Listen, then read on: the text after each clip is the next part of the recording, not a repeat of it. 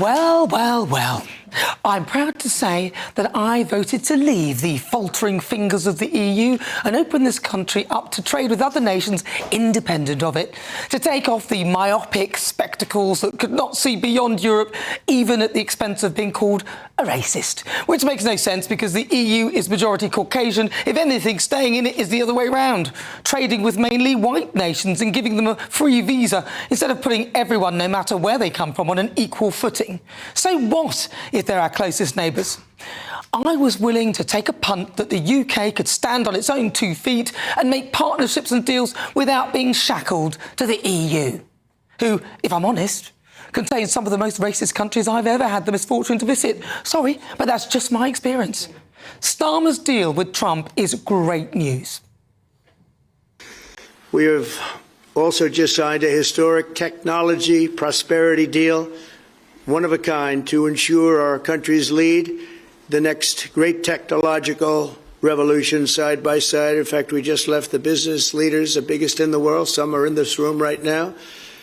And that was quite a meeting we had on business and trade and technology. This trip has galvanized $350 billion in deals across many sectors. Look how proud he looks of himself there, Starmer. Although when he was Brexit secretary, he did everything to thwart it, even calling for a second referendum.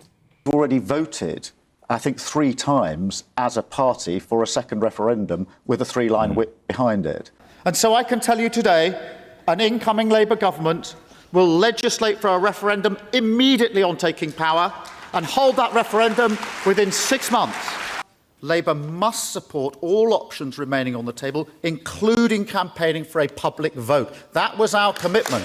We would call for a general election if the deal didn't get through, but that if that didn't happen, the option of a public vote ought to be available.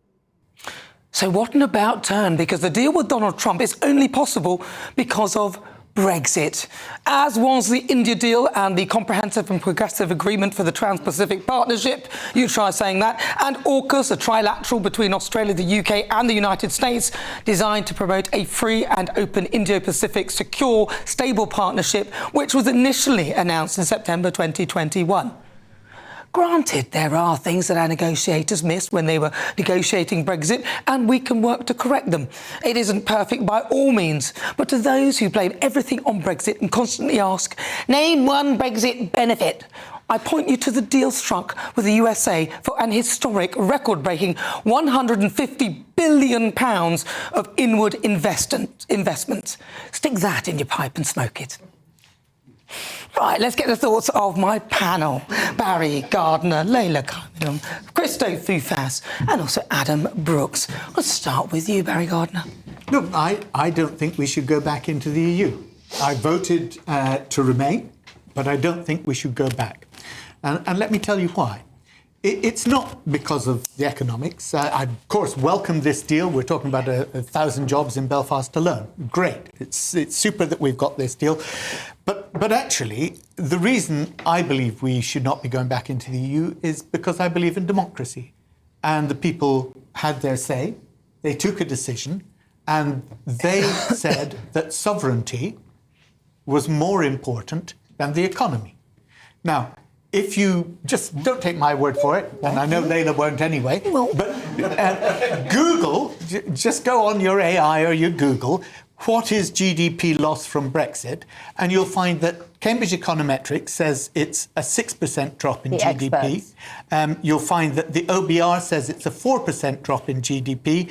And you'll find that the LSE says it's a 5.5 to 7% drop in GDP. Okay. But that's not the point. People voted. You have to respect what they voted. OK, so Barry, lots of people voted for different reasons. And when you talk about GDP, it doesn't really connect with the individuals. Well, I can tell you that let me finish. No, there's a lot of numbers. There's too many numbers. There's too many numbers. We stick in the real world. In the real world, people couldn't get, employment. People couldn't get jobs because the bottom line was they were being outpriced. They were being outpriced because our EU friends were there prepared to take a cheaper wage, and a lot of tradespeople will tell you that. We've lost approximately 22 million jobs Okay. as a And how result much, of Brexit. How much have we lost with from this Rachel government? Reeves? Exactly. How much has GDP gone down? How much is our growth forecast gone down because of her? Change the subject all you No, but like, it's not mate. changing the subject. If It's you're the going subject all to you quote like. figures, Yeah. quote the real figures of what's happening now. No, Can I just have quoted the real figures. Okay. You just Can don't Can I like just it. say one No, let's let Layla come back and then we'll go to Adam So Brooks. I voted for Brexit because I didn't want a federal Europe telling us what to do in our courts and our trade, and I wanted a free Britain. And that's what we got right now. We are seeing the dividends of Brexit, the dividends that people like Barry never thought would come. And they might quote losses, but we are seeing massive, massive benefits. They didn't choose France. They didn't choose Germany. They chose Britain. And I just want to ask Barry one thing. Will the Labour Party now admit that Nigel was always right? Right. I don't think they will. Right.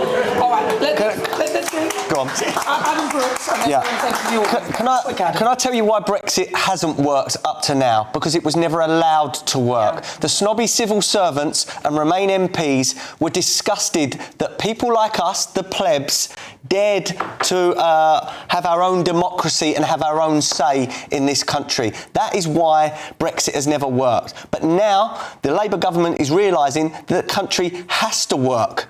And that is why they are doing deals, multi-billion-pound deals around the world, and this is a good deal. All right, Chris O'Fifas. OK, so, Barry, I've made your mistake.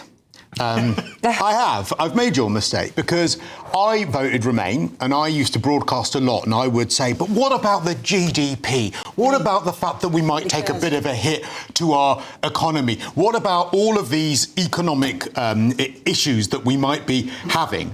And you're quite right, no one cared, because when you say to someone who has been perhaps outpriced or is in a community where they've seen lots and lots of people coming in, where they've seen trades that would have gone to that community perhaps outsourced to people from the European Union, they're not saying, gosh, I really hope that the GDP remains where it should be. So it was, and it took me a long time to realise that. It took me a long time to get my head around why people actually voted to leave the EU. I think that we still have issues as a result of our leaving the EU, mainly because Boris Johnson actually created an absolutely horrific deal, meaning that a lot of people who are in small businesses that still trade with the EU have to go through the red tape they didn't have to before. They were promised that that wouldn't happen, and I think that we would be naive not to suggest that that's still the case. I mean, he just wanted to be in power. But these sorts of deals are brilliant, and actually credit to the government when it comes to these US deals and the India deal before. I think fair play, it is a benefit of Brexit. And the bottom line is, fair play to Boris Johnson. He did actually get it over the line because there's a lot of dithering. It wasn't the best deal ever, but he was handed a deal from Theresa May, who had really scuppered it anyway. I mean, but he called it Alvin Reddy. Yes, but the bottom line is, something had to be done. We were in stalemate. And let's remember why we was in stalemate, because many of the Labour MPs did not trust our vote and did not want us to Brexit, and they tried everything they could to stop it. And that's why these MPs would scupper every move that Boris Johnson would try and do. So in the end, he had to try and meet in the middle just to get it done, because many on your side, Barry, didn't want us to get our own way. I think you're right. There were people on my side of the chamber who actually would have scuppered it at all costs. But there were many others who were creating those delays because he hadn't got it right, and we were trying to get it right. And we, as Krista says, we've seen the consequences of it being a bad deal ever since. Now, we do need to fix that, and we need to grow as an economy. And that's why I said, look, I accept the Brexit result. I don't want to turn the clock back. I accept it because that's the will of the British people, and politicians have to respect that. That's true, but also the other thing that we need to realise is that the EU didn't really behave themselves either. It wasn't just the UK, messing up in our politicians, but when we went through Brexit, I think a lot of people thought, wow, I'm glad we've gone. Layla? Let's not, just two things, let's not forget forget, we wanted to deregulate from the EU. So in the EU, if you have a vacuum cleaner, there's like 300 regulations. In America, there's none. If it sells, it sells. The market decides. Whereas the EU, they decide the winners and the losers. But the Conservatives failed completely to regulate. Kemi Badenoch was in charge of that, and she only got rid of 400 out of thousands and thousands of regulation because it was too hard. And just one question to Barry. You said there were a lot of Labour MPs who tried to scupper the Brexit vote.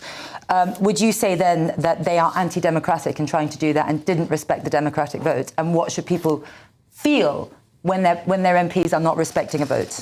Look, does that undermine democracy? It does undermine democracy, which is one of the reasons that I said on day one after the vote had taken place that we had to respect that vote.